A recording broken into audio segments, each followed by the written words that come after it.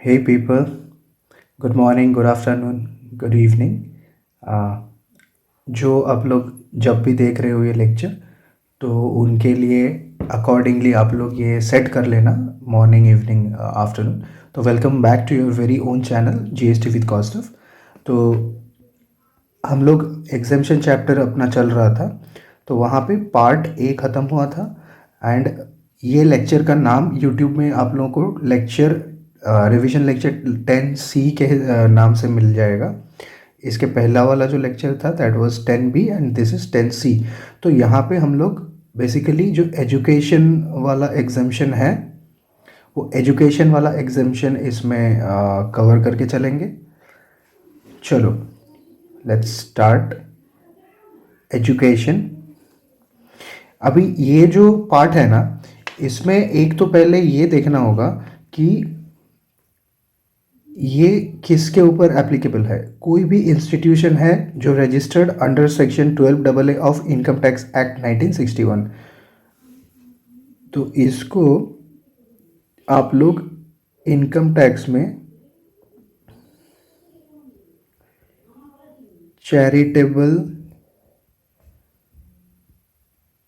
Trust के हिसाब से पढ़ते हो। कोई भी चैरिटेबल ट्रस्ट रहेगा एंड जो चैरिटेबल एक्टिविटी है, अभी ये जो चैरिटेबल एक्टिविटीज़ है इसको एक बार ध्यान से पढ़ते हैं, उसको याद भी रखना है।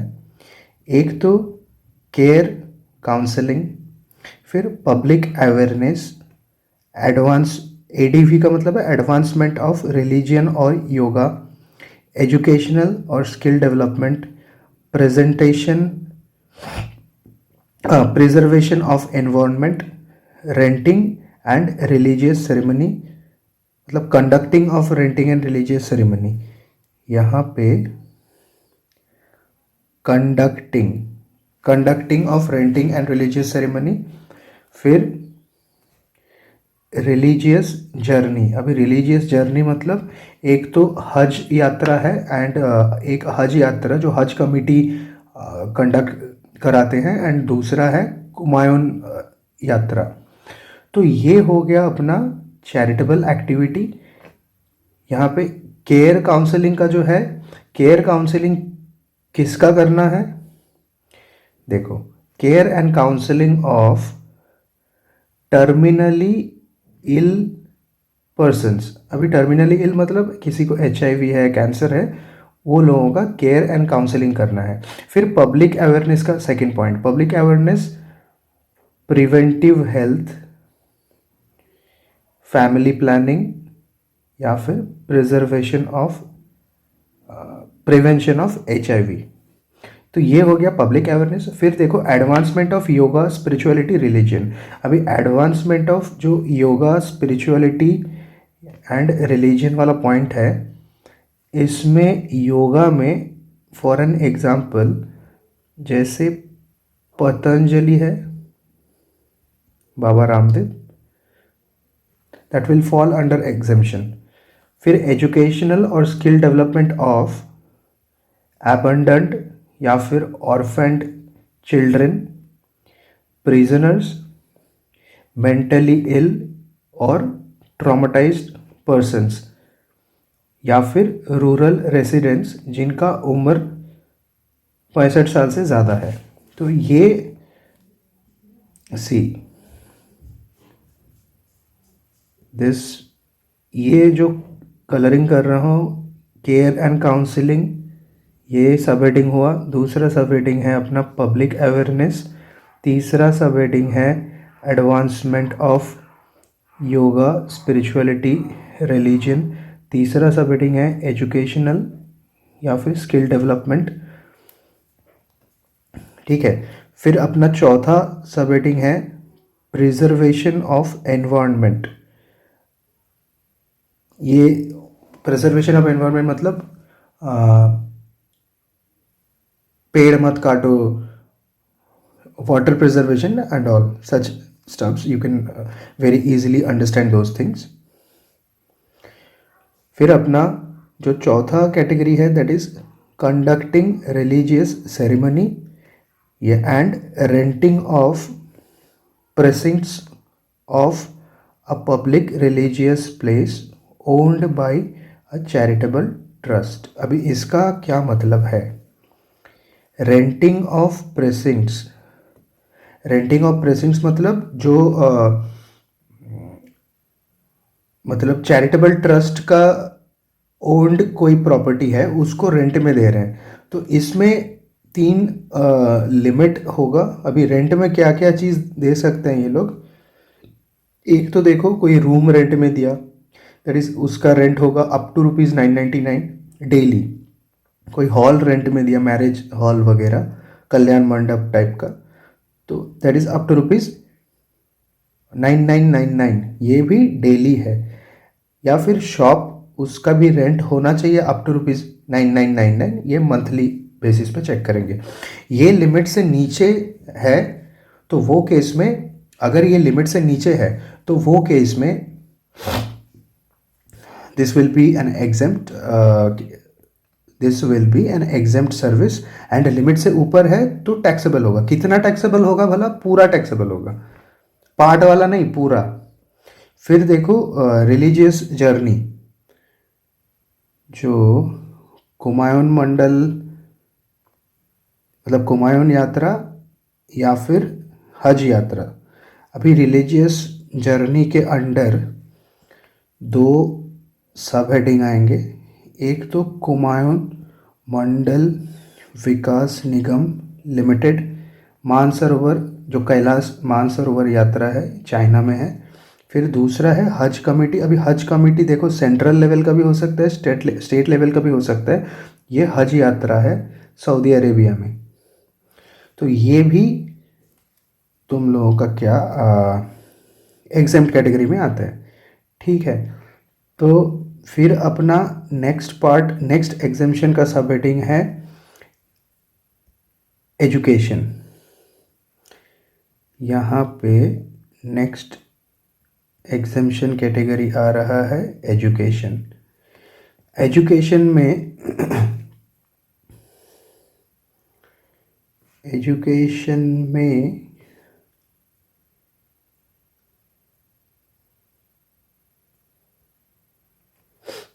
देखो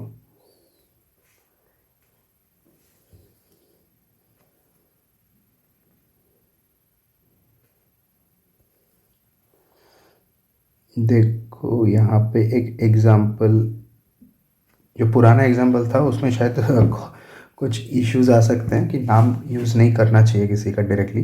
तो देखो मैं यहाँ पे जीएसटी का ट्रेनिंग दे रहा हूँ गवर्नमेंट एम्प्लॉयज़ को, एंड यहाँ पे जो कंसिडरेशन है, गवर्नमेंट कंसिडरेशन मेरे को पे कर रही है। चाहे सेंट्रल गवर्नमेंट हो सकता है, state government, union territory, local authority. And service कौन सा मैं दे रहा हूँ? Training programme for government employees related to GST. तो ये भी एग्जेम्प्ट कैटेगरी में आएगा, ठीक है। अभी देखो ये चीज़ को, ये डायग्राम थोड़ा अच्छे से समझो आप लोग, बिकॉज यहाँ से कई बार ये जगह से क्वेश्चन पूछते हैं। And this particular exemption is very much important for your exam perspective. तो एजुकेशनल इंस्टीट्यूट के अंडर एक तो जो प्री स्कूल है वो आते हैं, अप टू 12th स्टैंडर्ड वाले स्कूल वो भी आ जाते हैं। कोई भी डिग्री कॉलेज है जो इंडियन लॉ के हिसाब से रिकग्नाइज्ड है, वो रिकग्नाइज्ड डिग्री कॉलेजेस भी आएंगे। एंड डिप्लोमा वाले कॉलेजेस भी आते हैं, मतलब डिप्लोमा इंस्टीट्यूट्स, अगर वो अप्रूव्ड है। तो यहाँ पे ऊपर देखो मैंने एक क्लाउड बना के एक नोट डाला हुआ है, diploma shall be affiliated to national council और state council for vocational training. अगर ये देखो क्वेश्चन में अगर ऐसा दिया रहेगा ना कि diploma is approved by competent authority, तब उसको एग्जाम्प्ट मतलब एजुकेशनल इंस्टीट्यूशन मान के ही चलना है। ये है educational institute, right. Educational institute के अंदर ये चार चीज़ आते हैं। अभी ये लोग ये इसका मतलब एजुकेशनल इंस्टीट्यूट का ये हो गया आउटवर्ड साइड। तो आउटवर्ड में ये लोग समझो कोई भी रेसिपिएंट है, तो आउटवर्ड में एक तो स्टूडेंट, फैकल्टी, स्टाफ्स, ये लोगों को आउटवर्ड में कोई भी सप्लाई दे रहे हैं ना, तो this is always exempt. And entrance exam related कोई भी सर्विस दे रहा है, तो मतलब एग्ज़ाम रिलेटेड कोई भी सर्विस आउटवर्ड में, या फिर स्टूडेंट, फैकल्टी, स्टाफ को कोई भी आउटवर्ड सप्लाई दे रहे हैं, तो that will fall under exempt category. ये भी एग्जम्प्ट, वो भी exempt. And this is exempt for all. इसका मतलब क्या है? ऑल का मतलब be it preschool, be it up to 12th standard, be it degree college, be it diploma institute. तो ये सबके लिए एग्जम्प्ट होगा। ठीक है, चलो फिर यहाँ पे ये साइड देखो। अभी ये जो इनका इनवर्ड साइड है, इनवर्ड साइड में TCS वाला जो सर्विस है ना, TCS का मतलब पहले देखो, ये सिर्फ स्कूल को ही एग्जेम्प्ट है। TCS की जो सर्विस है, this is only exempt in case of a school. अभी TCS का मतलब समझते हैं। T का मतलब है ट्रांसपोर्ट, C का मतलब है केटरिंग, मतलब मिड डे मील वगैरह वो जो स्कूल में प्रोवाइड करते हैं। अगर स्कूल वो इनवर्ड में वो सप्लाई स्कूल ले रहा है, तो that in that case that will fall under the exempt category. फिर एस का मतलब है security and house keeping services. तो ये सब सर्विस इनवर्ड में लेंगे तो that will fall under the exempt category. फिर SFS का क्या मतलब है? Student, faculty, staff. And ENTFNL मैंने वो सब ऊपर शॉर्ट में चार्ट में समझा के रखा है, नीचे उसका नोटेशंस लिखा हुआ है। ENT का मतलब एंट्रेंस है, FNL का मतलब final exam related inward supply. तो ये वाला जो पार्ट है, this is basically a notation part. ठीक है, अभी फिर आते हैं वो डायग्राम का इनवर्ड साइड में। यहाँ पे देखो, एंट्रेंस और फाइनल एग्जाम रिलेटेड कोई भी सर्विस इनवर्ड में ले रहा है ना, that will be exempt for all. All मतलब यहाँ पे ऑल का मतलब है this is exempt for all educational institutes. ये एग्जेम्प्ट फॉर ऑल। फिर एजुकेशनल पीरियडिकल्स, अभी मतलब एजुकेशनल मैगजीन्स वगैरह इनवर्ड सप्लाई में खरीद रहा है ये एजुकेशन इंस्टीट्यूट, तो that will be exempt only for colleges, only for colleges, that is degree course के लिए। डिप्लोमा वाले भी इसमें नहीं आएंगे। डिप्लोमा वाले के लिए भी this will not be an exempt.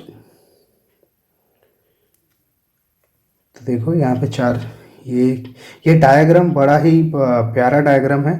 ये डायग्राम को ना आप लोग दिमाग में एकदम 1 मिनट के लिए सेट कर दो, क्योंकि एग्ज़ाम में क्वेश्चन करते वक्त आपको सिर्फ अगर आपको एग्ज़ाम में क्वेश्चन करते वक्त अगर सिर्फ ये डायग्राम याद रहेगा, मतलब आपको बाकी एजुकेशन रिलेटेड एग्जामिनेशन में कुछ याद नहीं है, आपको सिर्फ ये डायग्राम याद आ रहा है, that will be more than sufficient, trust me. फिर देखो, कॉरपोरेट कम इंस्टीट्यूट। कई बार ऐसा होता है कि जो मल्टीनेशनल कंपनीज़ हैं उनका एक एजुकेशनल वाला भी डिपार्टमेंट होता है, जो जहाँ पे वो लोग करियर रिलेटेड कुछ पोस्ट क्वालिफिकेशन कोर्सेज प्रोवाइड करवाते हैं। तो corporate cum institute, as an example you can say KPMG learning academy करके, ये बिग 4 कंपनी है, इनका एक ऐसा इंस्टीट्यूट है। तो ये लोग ये सर्विस दे रहे हैं फॉर एम्प्लॉयमेंट। अभी जो एम्प्लॉयमेंट के लिए जो सर्विसेज ये लोग दे रहे हैं, this is a necessity, right.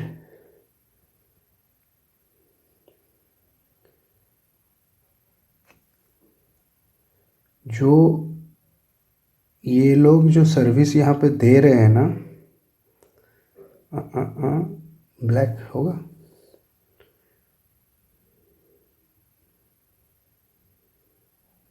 यहाँ पे keyword will be necessity.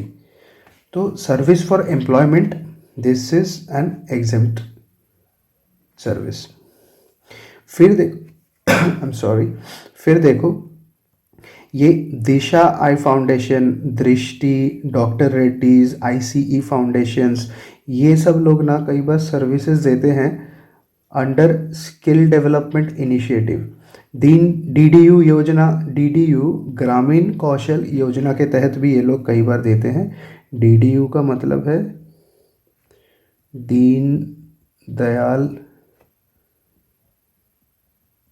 Upadhyay, गड़बड़ कर दिया क्या, DHY,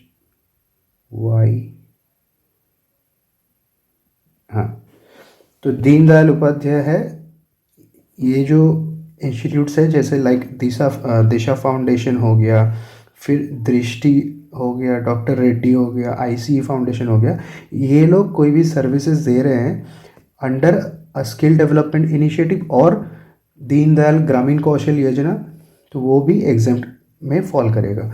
फिर लाइब्रेरी के केस में एक तो पब्लिक लाइब्रेरी हो सकता है या फिर कोई भी स्कूल कॉलेजेस का इंटरनल लाइब्रेरी हो सकता है। तो चाहे कोई भी केस हो, लाइब्रेरी कौन सा सर्विस देते हैं, lending of books, this will always be an exempt supply. फिर देखो न्यूज़ चैनल्स वगैरह का जो सर्विस है उसमें एक बार देखते हैं। एक तो कोई भी जर्नलिस्ट है जो एम्प्लॉय है, कोई भी जर्नलिस्ट है and he is an employee, तो अगर एम्प्लॉयर एम्प्लॉय रिलेशनशिप है that will never be a supply. हम लोग ने ये चीज़ सप्लाई चैप्टर में पढ़ लिया है already. So this is not covered under supply.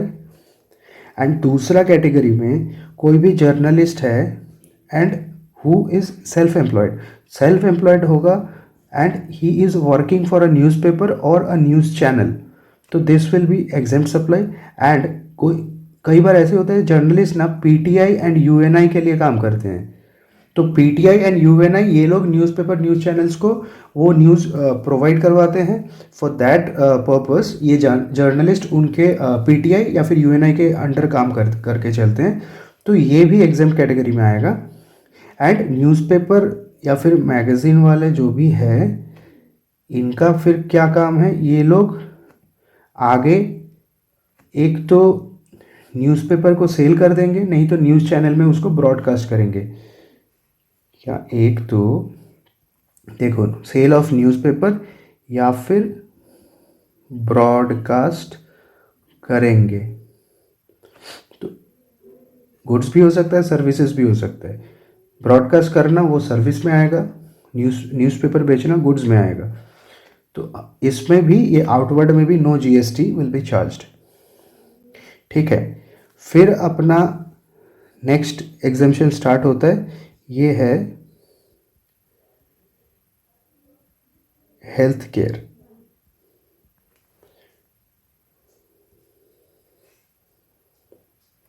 Health care services, यहाँ पे तीन बहुत ही इम्पोर्टेंट टर्म्स है।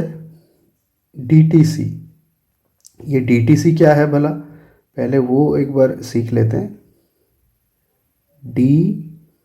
डीटीसी, अभी ये डीटीसी का ये मतलब है डी फॉर डायग्नोस, मतलब diagnosis, T for treatment and C for care. ये पूरा जो एग्जाम्पशन है ना स्वास्थ्य का, हेल्थ केयर का, ये तीन वर्ड के इर्द गिर्द घूमता रहेगा डीटीसी के। फिर देखो एक वेटरिनरी क्लिनिक जो भी रहते हैं ना, मतलब जहाँ पे एनिमल्स का ट्रीटमेंट होता है, ये लोग अगर डीटीसी डायग्नोसिस ट्रीटमेंट केयर वाले सर्विसेज प्रोवाइड करते हैं in with respect to animals और birds, this will be an exempt. फिर कॉर्ड ब्लड बैंक, जो ब्लड बैंक्स होते हैं, अगर सर्विस कौन सा है, प्रिजर्वेशन ऑफ स्टेम सेल्स या फिर कलेक्शन चार्जेस, मतलब जो ब्लड बैंक को तो मतलब कलेक्शन भी करना होगा ना, तो दोनों ही एग्जाम्प्ट है। फिर जो मेन पार्ट है हेल्थ केयर सर्विस का, हेल्थ केयर सर्विस में जो एस्टेब्लिशमेंट्स है, एस्टेब्लिशमेंट के अंडर कौन कौन से एस्टेब्लिशमेंट आ जाते हैं, एक तो कोई क्लिनिकल एस्टेब्लिशमेंट हो गया, मतलब हॉस्पिटल, नर्सिंग होम वगैरह ये सब आ जाएगा। फिर मेडिकल प्रैक्टिशनर, कोई भी इंडिपेंडेंट मेडिकल प्रैक्टिशनर अगर है तो उनका जो क्लिनिक जो सर्विसेज दे रहे हैं ना, तो वो भी इस कैटेगरी में आ जाएंगे। फिर पैरामेडिक्स लाइक नर्स, फिजियोथेरेपिस्ट, ये सब। फिर देखो transportation of patients to and from the institution, तो ये एम्बुलेंस का जो सर्विस है ये भी हेल्थ केयर सर्विसेज का ही पार्ट है। तो अगर ये सारे लोग अगर यहाँ पे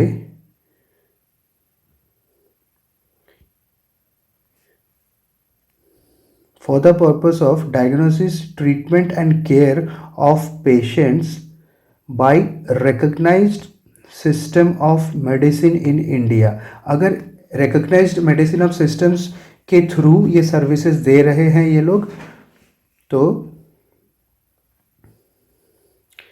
this will be an exempt service.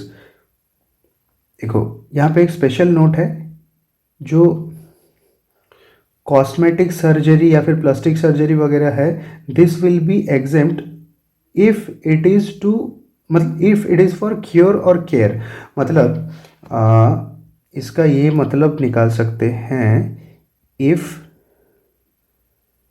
Done to restore the anatomy, मतलब बॉडी का जो नॉर्मल फंक्शंस है उसको रिस्टोर करने के लिए कोई भी ये सर्विस अगर दिया जा रहा है तो वो केस में वो एग्जाम कैटेगरी में फॉल करेगा। अभी क्लिनिकल एस्टेब्लिशमेंट का मतलब क्या है, उसमें एक तो हॉस्पिटल वाले आते हैं, नर्सिंग होम आ जाएगा, कोई भी डॉक्टर्स का क्लिनिक है वो आते हैं, पैथोलॉजिकल लैब आ जाते हैं, बोथ इंडोर एंड आउटडोर। इसका क्या मतलब है, इंडोर मतलब वो हॉस्पिटल के अंदर ही है, आउटडोर मतलब अलग से है, स्टैंड अलोन है। फिर डाइटिशियंस हो गए, डेंटिस्ट, फिजियोथेरेपिस्ट एट्सेट्रा, ये सब लोग ये सिस्टम के अंदर आ जाते हैं। फिर recognised system of medicine in India, जो पहले डेफिनेशन में आया था ना रिकॉग्नाइज्ड सिस्टम ऑफ इंडिया, अभी उसको भी तो देखना है।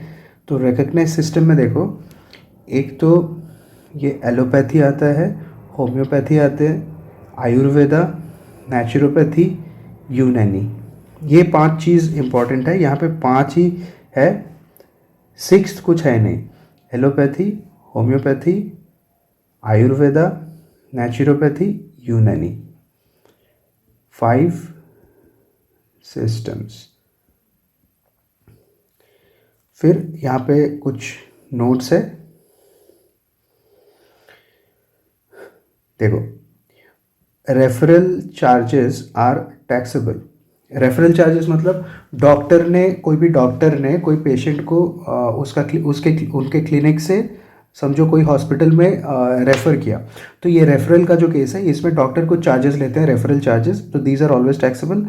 फिर retention money by the hospital is used for health care services and exempt. अभी रिटेंशन मनी क्या होता है, समझो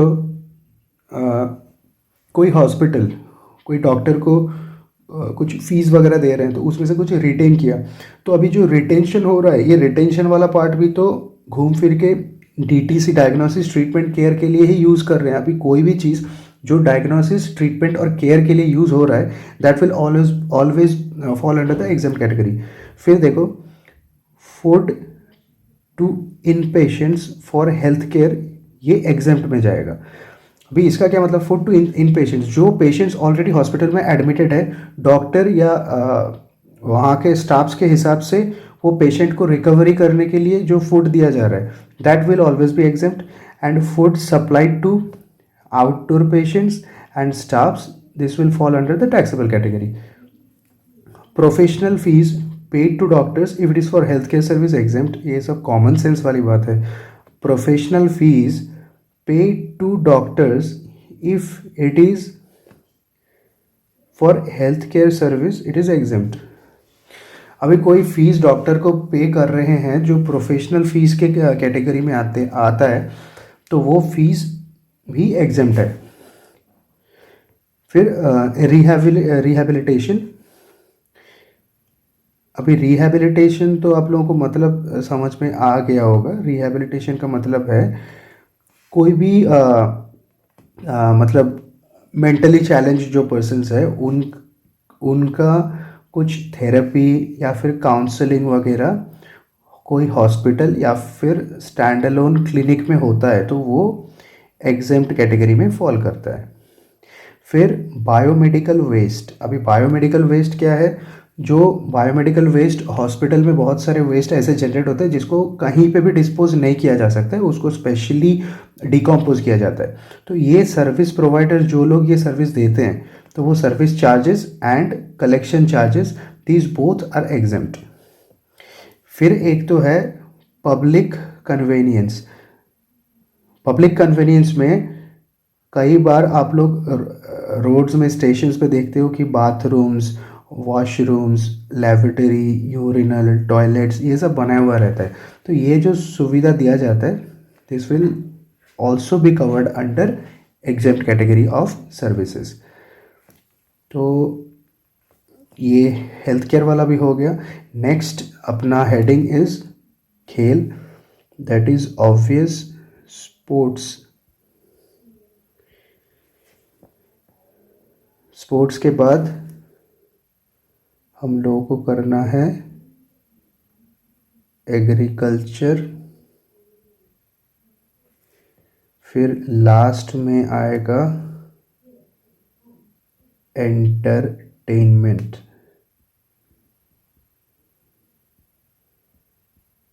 राइट. चलो अभी ये स्पोर्ट्स वाला कैटेगरी का एग्जाम्पशन पढ़ लेते हैं. देखो यहाँ पे players, referee, umpire, coach, manager ये सब लोग पार्टिसिपेट करते हैं किस में? In a sports event. देखो ये लोग पार्टिसिपेट कर रहे हैं in a sports event and the event is conducted by a recognized sports body. तो ये वाली जो सर्विस है ये एग्जेम्प्ट है. फिर दूसरा क्या है? अभी ये रिकॉग्नाइज स्पोर्ट्स बॉडी कोई सर्विस दे रहा है दूसरा रिकॉग्नाइज स्पोर्ट्स बॉडी को. फॉर एन एग्जाम्पल ये समझो this is BCCI and this is ICC. तो कई बार ऐसा होता है BCCI ICC को सर्विस प्रोवाइड कर रहा है तो वो केस में वो वाला सर्विस भी एग्जेम्प्ट है. फिर इसका तीसरा पार्ट देखो, जो यहाँ पे जो player, referee, umpire, coach, manager वगैरह है ये लोग अगर ये सर्विस कोई भी नॉन रिकॉग्नाइज स्पोर्ट्स बॉडी को देंगे ना तो वहाँ पे GST लेवी हो जाएगा, वो एग्जेम्प्ट नहीं है. फिर जो ये सिलेक्टर है, देखो यहाँ पे selector, commentator and ground staffs, these people are not covered under this exemption. ये लोग देखो यहाँ से दो एरो जा रहे हैं, ये यहाँ से ना एक तो एरो ये गया दूसरा एरो ये गया. तो भले ये लोग रिकॉग्नाइज्ड को दे नॉन रिकॉग्नाइज्ड को दे तो दोनों ही केस में इनके केस में ऑलवेज GST चार्ज हो जाएगा. यहाँ पे भी GST, यहाँ पे भी GST, यहाँ पे भी GST. तो ये डायग्राम बड़ा मेहनत से बनाया था.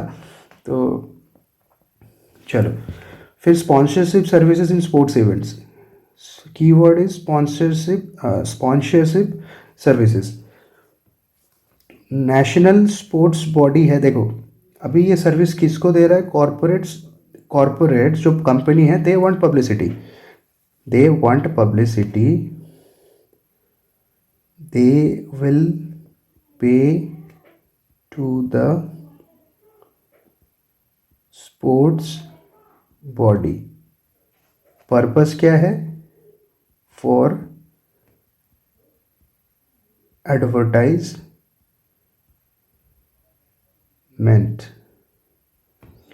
एग्जाम्पल वीवो आईपीएल,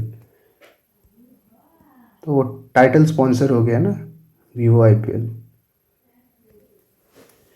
ठीक है। They will pay to the sports body. अभी इधर पे नेशनल स्पोर्ट्स बॉडी हो सकता है, कोई भी डिस्ट्रिक्ट लेवल का हो, स्टेट लेवल का हो, कंट्री लेवल का हो। And association of Indian universities, अब यूनिवर्सिटीज़ का कोई स्पोर्ट्स इवेंट हो रहा है, school game federation, school level का कोई स्पोर्ट्स इवेंट चल रहा है, फिर इंडियन ओलंपिक एसोसिएशन जो ओलंपिक में हिस्सा लेते हैं वो, फिर पंचायत युवा क्रीड़ा या फिर खेल अभियान स्कीम, ये स्कीम्स के तहत भी हो सकता है ये। तो ये यहाँ पे कौन रेसिपिएंट है, कौन सप्लायर है, आप लोग खुद एक बार सोच के देखो कैसे डिसाइड करोगे। अभी सप्लायर वो होगा जो पेमेंट रिसीव करेगा, एंड रेसिपिएंट वो है जो पेमेंट जो पे कर रहा है। तो ये केस में पेमेंट रिसीव कौन कर रहा है, यहाँ पे रिसीवर है जो स्पोर्ट्स बॉडी है, वो स्पोर्ट्स बॉडी रिसीव कर रहा है। तो ये केस में जो रिकग्नाइज स्पोर्ट्स बॉडी है वो सप्लायर हुआ एंड रेसिपिएंट हुआ दैट कंपनी। फिर तीसरा एग्जांपल है जो फीफा है, उसका इनवर्ड में भी कोई सप्लाई वो ले रहा है या फिर आउटवर्ड में वो सप्लाई दे रहा है, दोनों ही एग्जम्प्ट है। Entry ticket to any FIFA event is also exempt. जो टिकट का प्राइसेस चार्ज करेंगे फीफा वर्ल्ड, मतलब जो फीफा अभी वर्ल्ड कप ऑर्गेनाइज हुआ था इंडिया में, तो इसलिए ये एग्जेम्पशन आया था। फिर यहाँ पे कुछ जनरल क्लैरिफिकेशन है, ये भी सीख लेते हैं। देखो यहाँ पे ओरिजिनल नोटिफिकेशन इशू हुआ एंड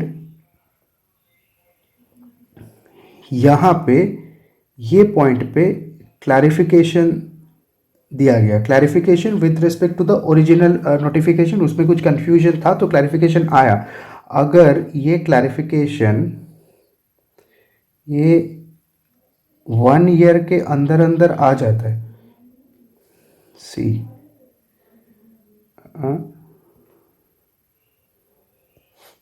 अगर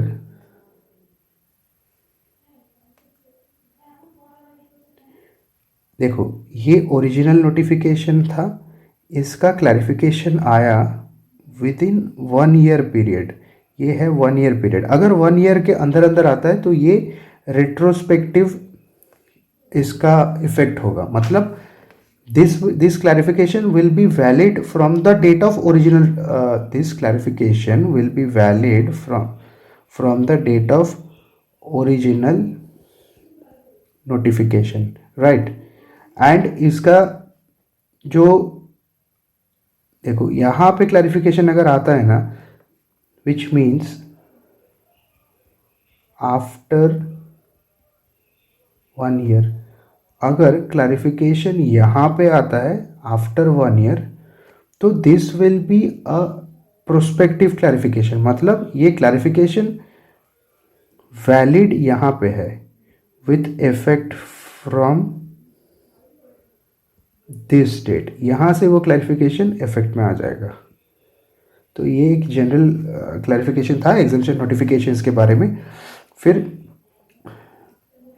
ये एग्जाम्पशन नोटिफिकेशन है, स्पेशल ऑर्डर है। अभी एग्जाम्पशन नोटिफिकेशन कंडीशनल भी हो सकता है, अनकंडीशनल भी हो सकता है, स्पेशल ऑर्डर भी कंडीशनल भी हो सकते हैं, अनकंडीशनल भी हो सकता है। And effective date of special order या फिर exemption notification is any specific date, अगर वो मतलब स्पेसिफिक डेट बोले तो if mentioned in exemption notification,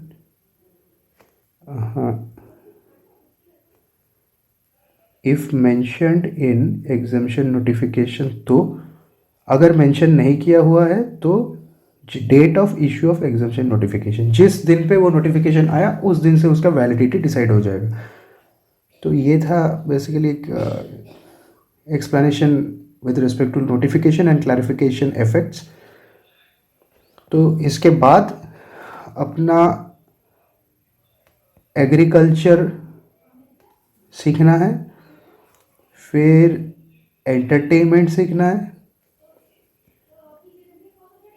ये दोनों एग्जामिशन सिर्फ बाकी रह गए अपना पूरा सिलेबस में, मतलब ये चैप्टर में। और उसके बाद एक छोटा सा पार्ट है जो IGST एग्जामिशन, जो इंटर स्टेट वाले एग्जामिशन है उसका रिलेटेड ये छोटा सा चीज़ है।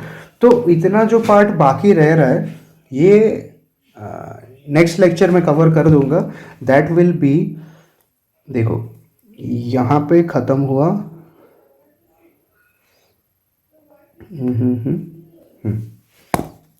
Oh shit. तो यहाँ पे एग्जामिशन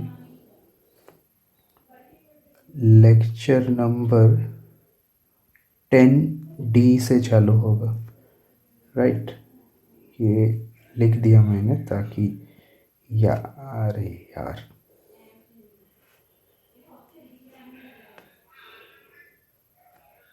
तो यहाँ पे ये एग्जामिशन लेक्चर 10D यहाँ से चालू होगा।